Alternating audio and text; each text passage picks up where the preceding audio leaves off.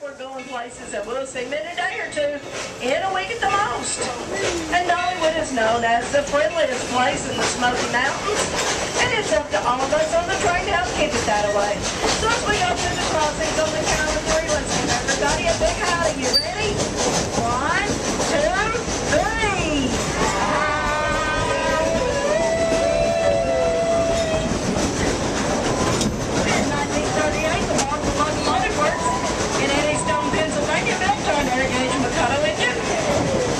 Number 70. Now she weighs about 235,000 pounds, and she is a Baldwin 282 narrow gauge locomotive. That 282 simply means the way her engine's wheels are laid out. She has 2 wheels in the front, 4 pairs, a couple of drive wheels in between, and 2 wheels in the rear. Narrow gauge means that her train wheels are set 3 feet apart. Most of your trains running these days are a standard gauge train. Their wheels are set 4 foot 8.5 inches apart. Now, after engine number 70 was built, she was shipped up to the White Yukon Railway in Skagway, Alaska. Then in 1941, after the United States was attacked at Pearl Harbor, it was determined that a military highway was needed to protect Alaska. In 1942, the U.S. Army took over the White Yukon Railway and used it to help build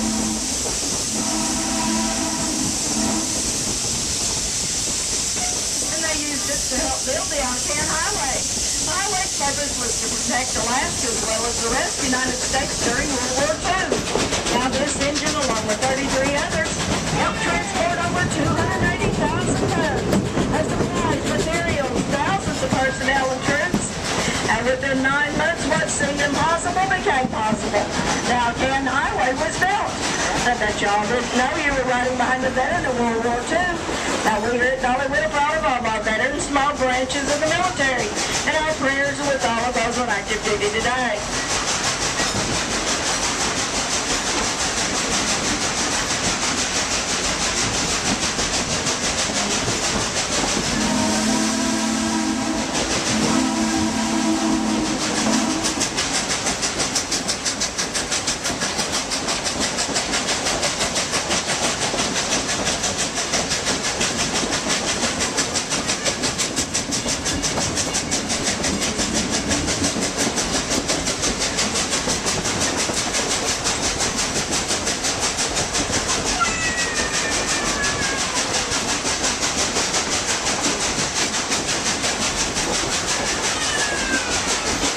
In 1963, the White Yukon Railroad retired engine number 70.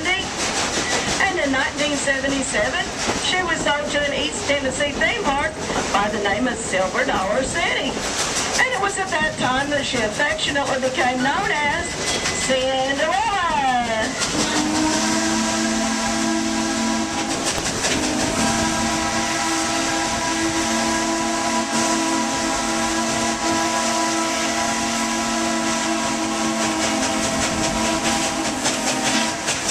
Now, Cinderella has remained throughout the evolution of the park. From Silver Dollar City to Dollywood in 1986. And she still continues her tradition of working hard by pulling an average of 5,000 people up and down this mountain every day. And I'd like y'all to sit back and relax. Enjoy your view of the Smoky Mountains and proceed during the year 1851. And riding behind East Tennessee's first steam train, the Tennessean.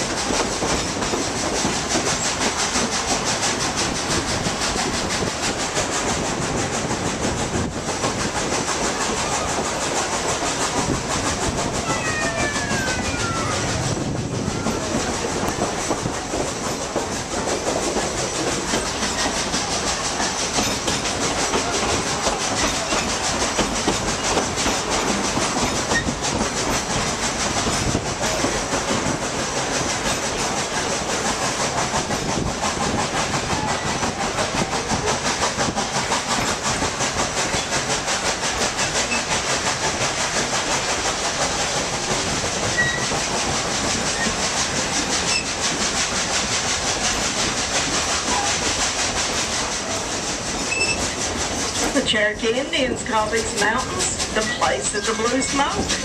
And these mountains are the natural habitat of more types of flowering plants and trees than anywhere else in the entire United States. Even in the area, you can count over 200 different kinds of birds in flight. The Smokies are a never-ending song that changes with every season and with every pair of eyes.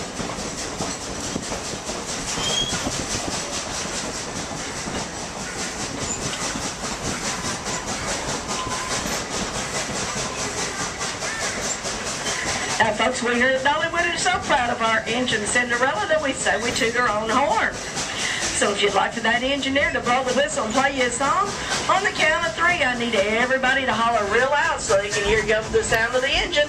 Say, please blow your whistle for us. Y'all ready? Real loud now. 1, 2, 3. Please blow your whistle.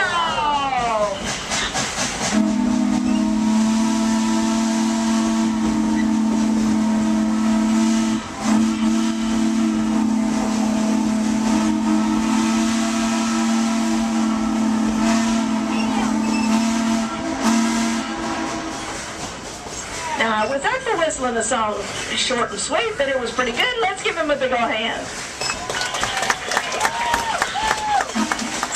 That was your engineer, Gillis, and of course, Cinderella saying thank you all very much, folks. Now, if you look across to your left, across the top of the tree line over there, you'll get to see the top of the Smoky Mountains. Make a nice snapshot. Everybody, please remain seated for me. The farther you go in the circle, the better the view is. You folks up in the first 2 cars, don't wait any longer on those photos. After the turn of the 20th century, there were over 1,200 farms in the Smoky Mountains. Now, they came for the land and the view, but it was not for the faint of heart. A mountain family had to work long hours to provide food, clothes, and shelter. Now, a mountain home back then, as well as a family house, had a chicken coop for gathering their eggs, a smokehouse for curing their meats, and a spring house that kept the milk and butter cold. Oh yeah, kids, I almost forgot about a couple other little houses. Now, one was called the woodshed, and the other one was called the outhouse. You kids will probably have to ask your grandparents what they were used for. Now, coming up ahead on the left-hand side is